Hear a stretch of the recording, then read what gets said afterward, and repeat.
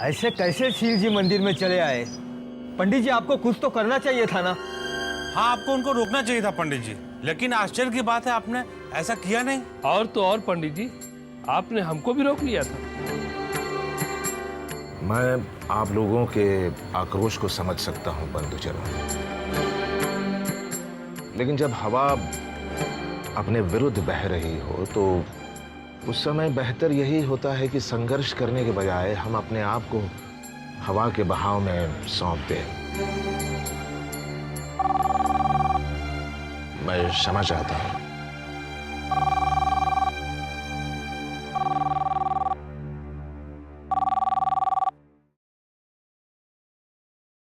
Hello. Hello बाबूजी, जय माता दी।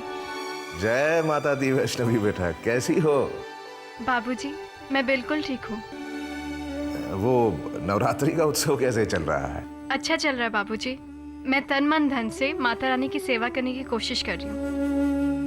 पर बाबूजी रह रह कर मुझे वो भदरवा का उत्सव याद आता है। बाबूजी आज ललिता पंचमी के अवसर पर मैं वो सारी चीजें लेकर आई हूँ जिनसे आप ललिता पंचमी के दिन पूजा किया करते थे। बाबूजी क्या हुआ? आप कुछ बोल क्यों नहीं रहे? आपकी तबीयत तो ठीक है ना बाबूजी? हाँ हाँ बिल्कुल ठीक है बेटा, बिल्कुल ठीक है। मैं बस अपनी छोटी बिटिया रानी की बातों में खो गया था।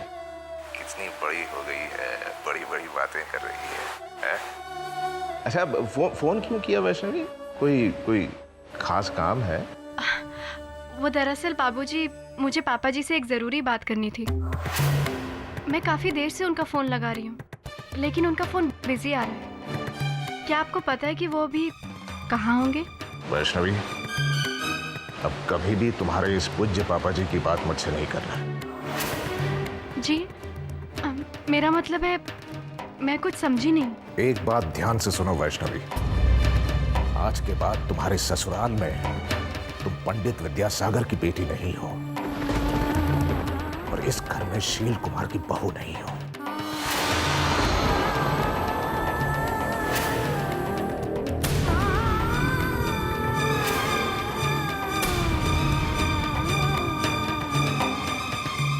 अरे ये क्या बच्चों जैसी हरकत कर रहे हैं आप? मेरे बच्चे आपके बाबूजी थोड़े से परेशान हैं। देखो ये मेरे सामने खड़े, थोड़े गुस्सैल हैं, आप तो बचपन से जानती हैं। कोई बात नहीं, थोड़ी देर में ठीक हो जाएंगे, मैं इन्हें मना लूंगा, ठीक है? लेकिन पापा जी। लेकिन कुछ नहीं। आपको अपने पापा जी पे विश्वास है ना? बस तो फिर ये विश्वास पूरी तरह कायम रखें। ये हम समझियों का मामला है और बड़ों के मामलों में बच्चों को दखल नहीं देना चाहिए, ठीक है मेरा बच्चा? आप बिल्कुल शांत हो जाइए, खुश रहिए। जय माता दी।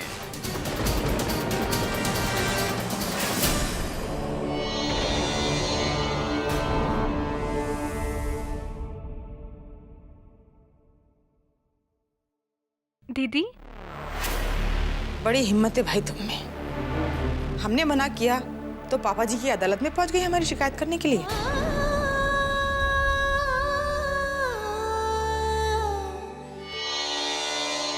मैं माफी चाहता हूं विद्यासागर जी, बिन बुलाए आपके घर में घुस आया हूं और पता नहीं क्यों मेरे दिल ने आवाज दी कि हम दोनों के बीच में सुलह सफाई हो सकती है। इसलिए मैंने मेरी बहुरानी आपकी बेटी को झूठ बोलकर ये फोन रखा है। इतना बड़ा झूठ बोला मैंने, जो कि आप जानते हैं कि मुझे झूठ बोलने की आदत तो है नहीं। विद्यासागर जी, मैंने पहले भी कहा था कि बड़ों की लड़ाई झगड़े की आग की तपिश बच्चों को नहीं लगनी चाहिए। हम दोनों लड़े और चोट बच्चों को पहुंचे। चोट अगर वैष्णवी को लगती है तो आपकी बेटी है। देखिए इस तरह चुप रहकर आप मुझे शर्मिंदा कर रहे हैं। ऐसा तो हो ही नहीं सकता कि हम दोनों के बीच में सुलह सफाई ना हो, या हो ही नहीं सकती। आप कोशिश तो कर सकते हैं, कोशिशें अक्सर कामयाब हो जाया करती हैं। हम कोशिश तो कर सकते हैं।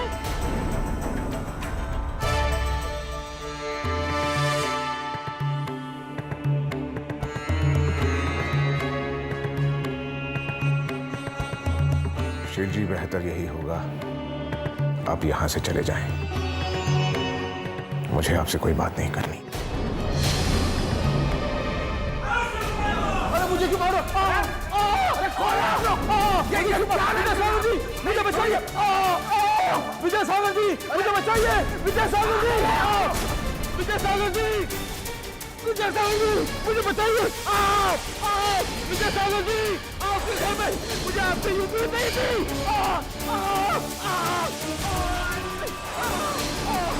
विजय सागर जी, क्या कर रहा? मुझे बचाइए! विजय सागर जी, विजय सागर जी, मुझे बचाइए! अरे नहीं, सुनिए, सुनिए, मैं हाथ जोड़ता हूं आप लोगों से सामने, मत कीजिए, मत कीजिए ये।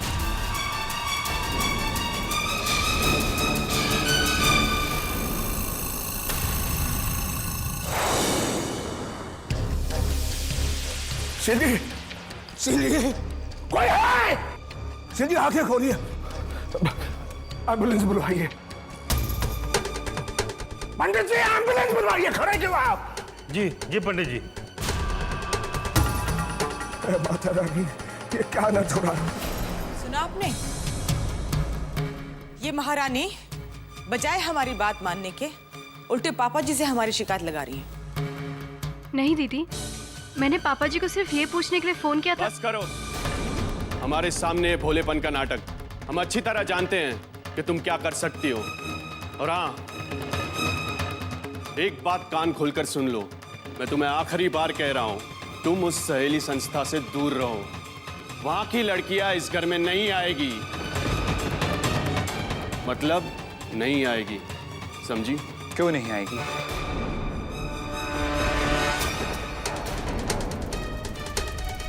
क्यों नहीं आएगी भैया? आप वैष्णवी को वहां जाने से कैसे रोक सकते हो? क्योंकि उस संस्था की जिम्मेदारी मुझ पर है। वो संस्था मेरी है। इस घर में मेरा तेरा कब से होने लगा भैया? मुझे तो लगा था सब कुछ साझा है, वो हम सबका है। वंश भी आप समझ नहीं रहे। एक्चुअली हम लोग ये कहना चाहते थे कि ये नृत्य आराधना अगर इतनी ही जरूरी है तो उन लड़कियों पर समय बर्बाद करने का क्या मतलब है? हम ट्रेन डांसर भी तो मंगा सकते हैं ना। लेकिन भाभी, वैष्णवी उन लड़कियों को बुलाना चाहती है और मुझे नहीं लगता है कि इसमें कोई भी खराबी है। आखिर वैष्णवी भी तो इस घर की बहू है। जो हक आपको है वो हक उसे भी तो है। वो अपने हक का इस्तेमाल नहीं करती है तो इसका मतलब ये तो नहीं कि आप उसे जो चाहे वो बोलो और मैं चुपचाप सुनता रहूं। मुझे अपनी पत्नी के मान और सम्मान की रक्षा करना बहुत अच्छे से आता है।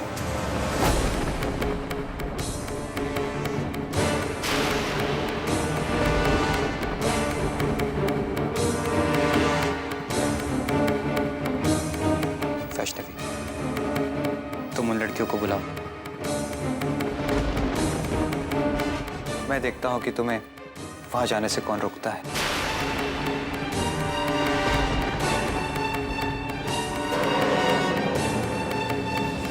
चलो, अब हम संस्था चलते हैं क्योंकि तुम्हें उन लड़कियों को रिहर्सल भी तो कराना है, ठीक है? चलो।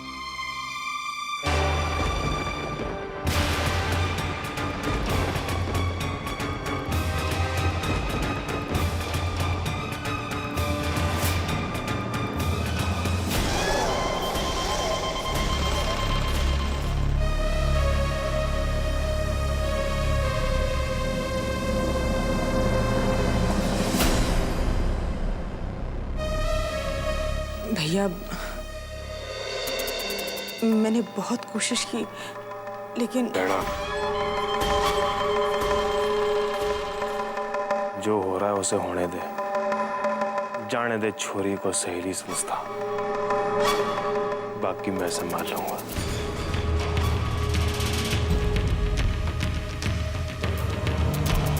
जैसा आप कह रहे हैं वैसा ही होगा। हम अभी वैष्णवी जी को उन लड़कियों के पास लेकर जाते हैं। आइए वैष्णवी जी, लड़कियां हॉल में आपका इंतजार कर रही हैं। चले। वंश, आपको गौतम भैया और संयुक्ता भाभी से ऐसे बात नहीं करनी चाहिए थी। वंश, वो वैष्णवी, कभी कभी अपने हक के लिए, सम्मान के लिए अपने घर वालों से भी लड़ना पड़ता है। तुम इसकी फिक्र मत करो और अपने रिहर्सल पे ध्यान दो। लेकिन आप नहीं आएंगे? मैं नहीं आ पाऊंगा वैष्णवी। नताशा का फोन आया था, मुझे उसके जरूरी काम से कहीं जाना है। मैं तुमसे घर पे मिलता हूँ। जी। अपना ख्याल रखना।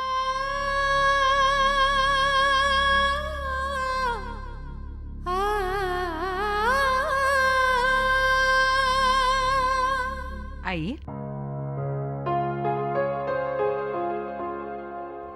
आइए।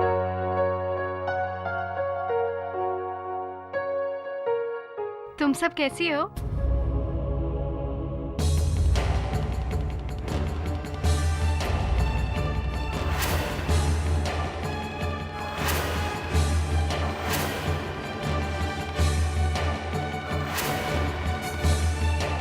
अरे बाकी की लड़कियां कहाँ पर है? जी वो नीचे नहीं आना चाहती, उसे डांस नहीं करना है। दीदी वो नीचे नहीं आएगी। देखिए, मैं आपसे माफी चाहती हूँ, पर मैं लड़कियों पर किसी तरह का दबाव नहीं डालना चाहती। मगर मुझे तो 9 लड़कियों की जरूरत है और ये तो सिर्फ 4-5 लड़कियां हैं। और अम्बा कहाँ है? मुझे उसकी खास जरूरत है। बच्चों, अम्बा कहाँ है? अम्बा पता नहीं कहाँ है। सुबह से मुझे भी दिखाई नहीं दी। पता नहीं ये लड़की कहाँ चली जाती है, और उसकी रुचि नृत्य में है भी नहीं। आप किसी और लड़की का चयन कर लीजिए।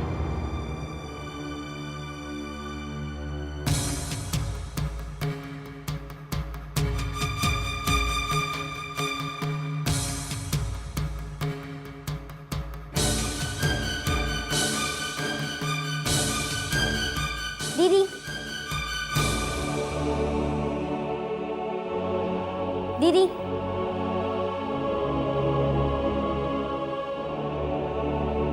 बोलो बेटा, तुम कुछ कहना चाहती हो? दीदी, मैट्रॉन आंटी झूठ बोल रही थी। अम्बा को डांस करना बहुत अच्छा लगता है, वो इसमें हिस्सा भी लेना चाहती है। सच उसने खुद मुझसे कहा था। बेटा, तुम मुझे बताओगी कि अम्बा कहाँ है? दीदी, आप किसी को बताओगी तो नहीं? नहीं बेटा। वो पीछे मंदिर वाले कमरे में है। चलिए मैं आपको वहाँ ले चलती हूँ।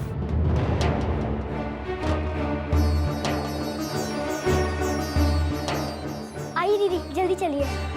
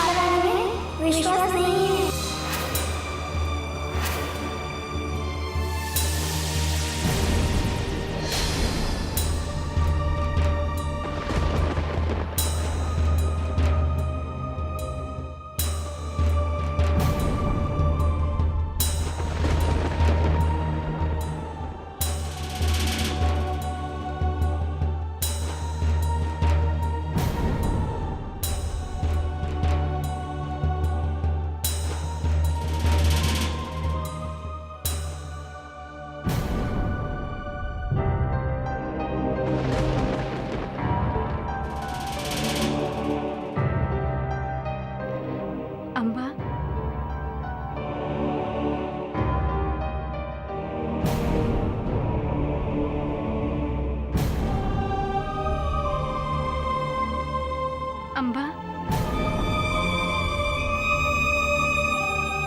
अम्बा, तुम यहाँ क्या कर रही हो?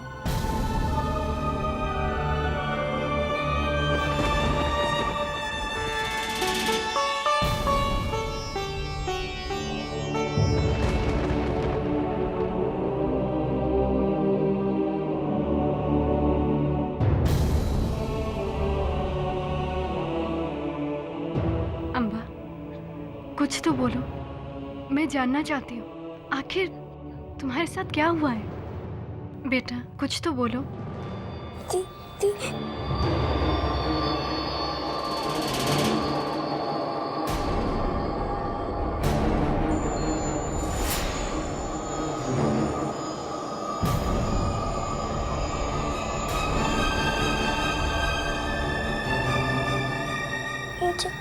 मुझे जाना होगा दीदी। पर कहाँ?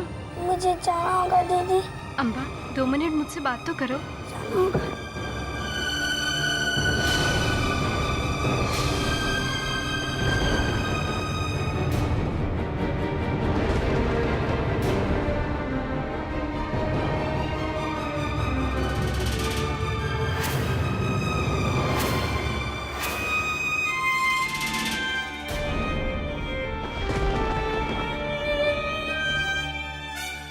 ये सब क्या है बेटा?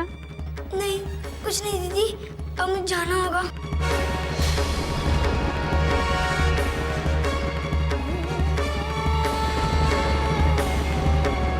मुझे अपनी माता रानी में विश्वास नहीं है।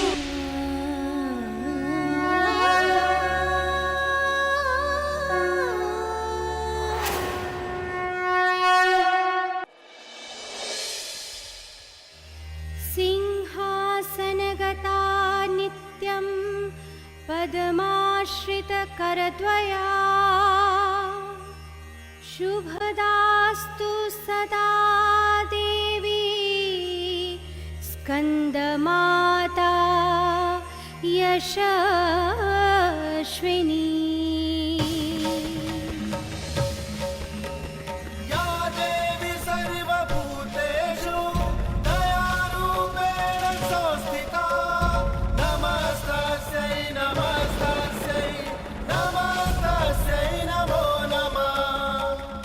तुम उस सहेली संस्था से दूर रहो, क्योंकि उस संस्था की जिम्मेदारी मुझ पर है।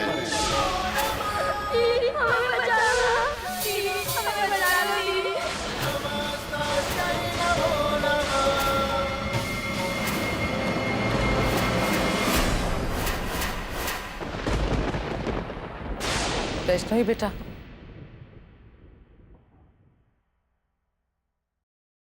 जी बेटा कथा शुरू करो। जी।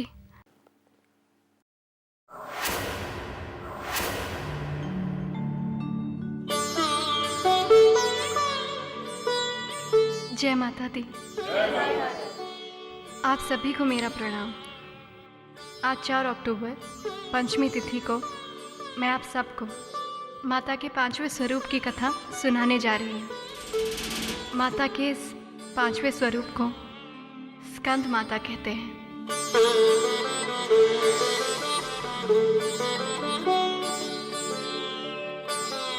तो आज मैं आपको स्कंद माता की कथा सुनाती हूँ।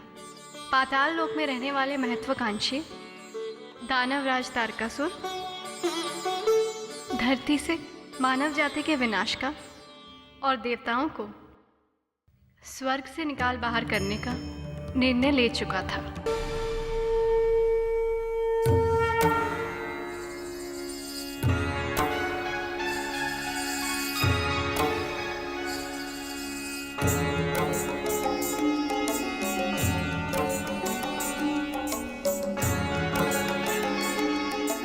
देवगुरु, अब सूर्य के और अधिक निकट नहीं जाया जाता। सोचिए देवराज इंद्र, इस समय आप सूर्य के कई योजन दूर हैं, फिर भी आपसे सूर्य का ताप सहन नहीं हो रहा। किंतु जिन आदि शक्ति की सहायता के लिए हम यहाँ आए हैं, वो तो सूर्य मंडल के सबसे अधिक ताप वाले क्षेत्र में रहती है। हम यहाँ से भी उन्हें पुकार सकते हैं। वे तो जगदम्बा है, हमारी पुकार अवश्य सुनेगी देवराज। जी देवगुरु। या देवी सर्वभूतेषु शक्तिरूपेण संस्थिता नमस्तस्यै नमस्तस्यै नमस्तस्यै नमो नमः।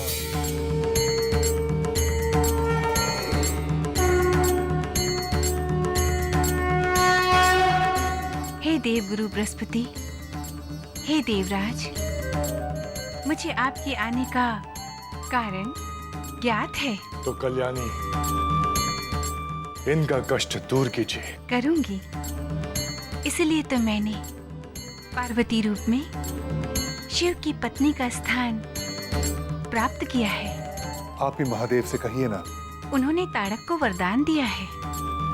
ताड़क का वध करके वरदान की मर्यादा और उसका महत्व भंग नहीं करेंगे। ताड़क ने बड़ी चतुराई से किसी विशेष मुखी बालक से अपनी मृत्यु की कामना की है। तो आदिशक्ति वो विशेष बालक हम कहां से ढूंढेंगे? ढूंढने की आवश्यकता नहीं है देवराज। वो बालक स्वयं महादेव के पुत्र के रूप में जन्म लेगा और ताड़क का वध करेगा।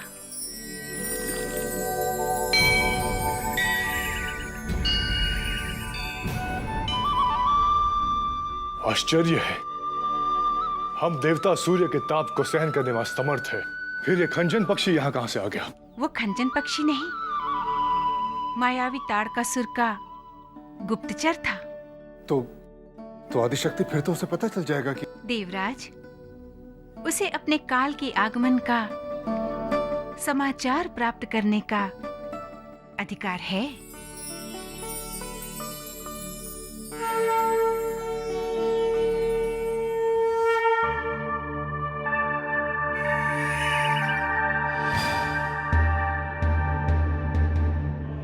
दानव सम्राट की जय हो। सम्राट, आपका अनुमान सत्य निकला। सारे देवता आदि शक्ति के पास आपके विनाश का उपाय पूछने गए हैं। आदि शक्ति ने क्या उपाय बताया गुप्तचर? उन्होंने कहा है कि आपका काल उन्हीं के घर में जन्म लेगा जिन्होंने आपको वरदान दिया है। मेरा काल कौन? महादेव का पुत्र? अंधक तारक ये नहीं होने देगा। मैंने 10 वर्ष की आयु के हाथों अपनी मृत्यु का वर मांगा है। ये तारक अपने काल को 10 वर्ष का नहीं होने देगा। आज से तुम्हारा स्थायी निवास होगा कैलाश। तुम्हें मुझे पल पल की जानकारी देनी होगी और देखना, तारक मारेगा अपने काल को।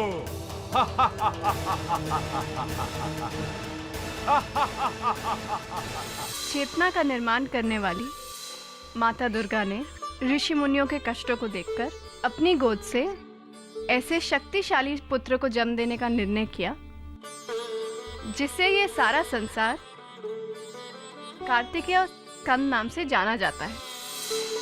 बहन गौरी, शिव सुमन के आगमन की बधाई स्वीकार कीजिए। संतान का आगमन तो वैवाहिक जीवन के सुख का पावन उत्कर्ष होता है।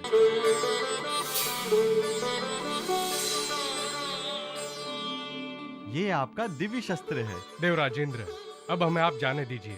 अभी तक तो हमने कुंवर का मुंह भी नहीं देखा है। महानंदी, इस समय कुमार के दर्शनों से अधिक आवश्यक उनकी सुरक्षा व्यवस्था है। हमें सूचना मिली है कि तारकासुर नन्हे कुमार पर घात लगाकर वार करने का अवसर ढूंढ रहा है। आप प्रत्येक अतिथि पर कड़ी दृष्टि रखिए। देवराज,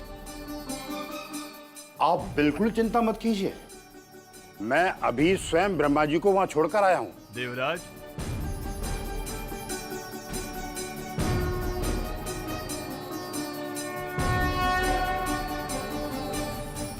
आदि प्रजापति, आपने इतने शीघ्र कुमार के दर्शन कर लिए? नहीं तो मैं तो अभी आया हूं। तो फिर वो कौन था जिसे मैं अभी छोड़कर आया हूं? वो अवश्य ही तारकासुर का गुप्तचर अज्ञात होगा। चलिए।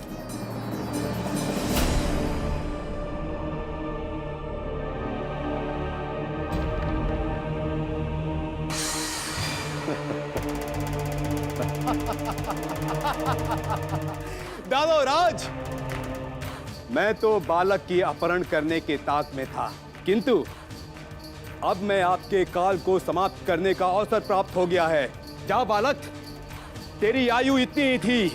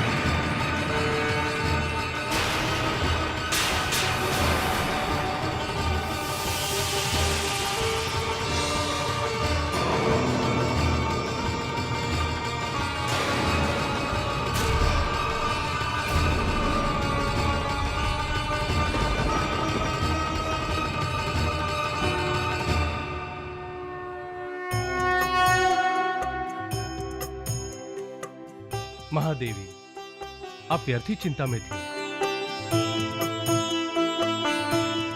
हे स्कंद माता, आपके पुत्र का जन्म तारकासुर के संहार के लिए ही हुआ है।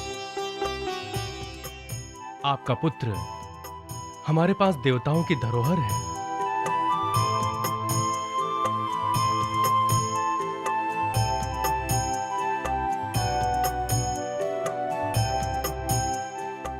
माता, मैंने उस राक्षस को वध कर लिया।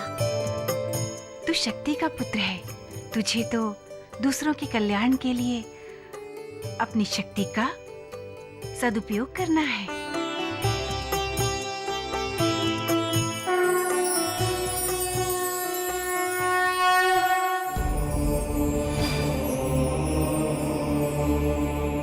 वैज्ञात, क्षमा कीजिए दानवराज, मैं आपका कार्य कर न सका। वो कोई साधारण बालक नहीं है। जिसने आज जन्म लिया है उसी ने मेरा वध किया। उसके नन्हे पांव के प्रहार से मैं 100 योजन दूर आके गिरा। सावधान दानवराज, सावधान।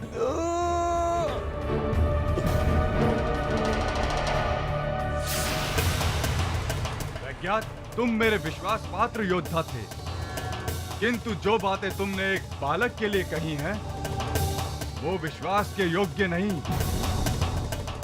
उस बालक का वध मेरे ही हाथों से होगा।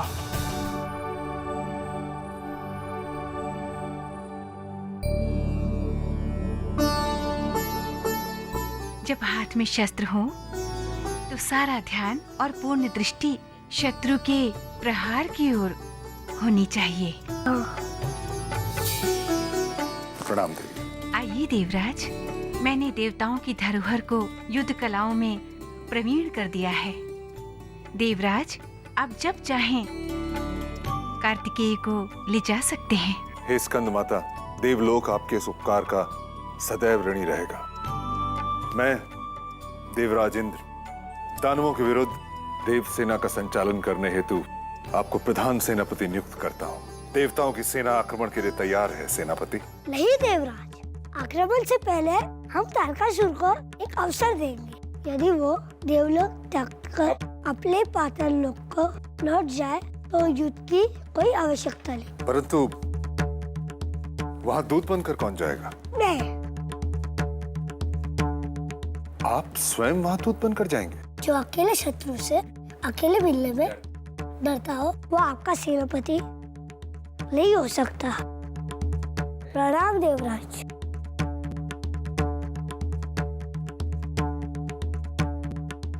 विजयी भव।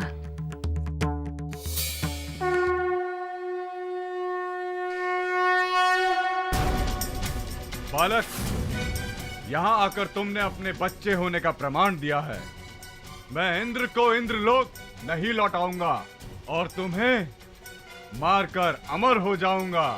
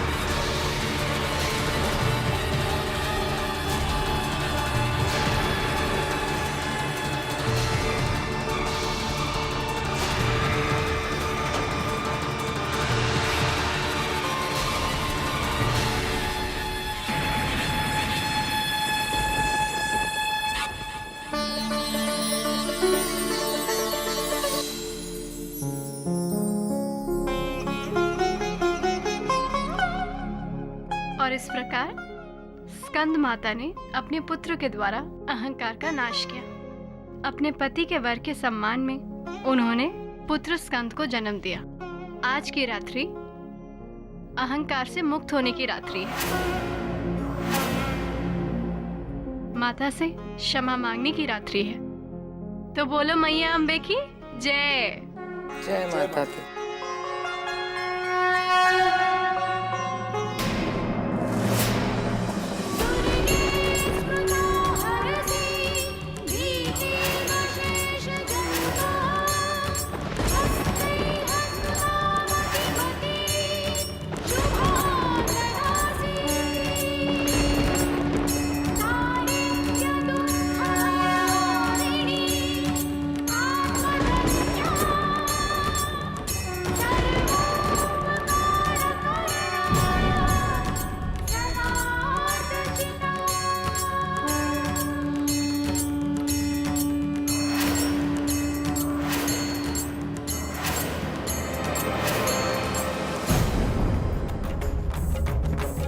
गौतम भैया, आज ललिता पंचमी के दिन मैं ये प्रतिज्ञा करती हूँ, हमारे इस घर में हो रहे नवरात्र के उत्सव में सहेली संस्था की लड़कियां ही नृत्य करेंगी।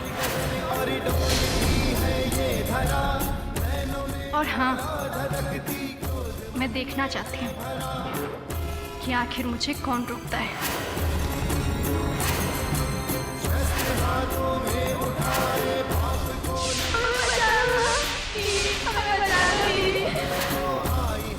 आखिर ऐसा क्या है उस सहेली संस्था में जो आप दोनों मुझसे छिपा रहे हैं? लेकिन बहुत जल्द मैं ये राज जानकर ही रहूंगी।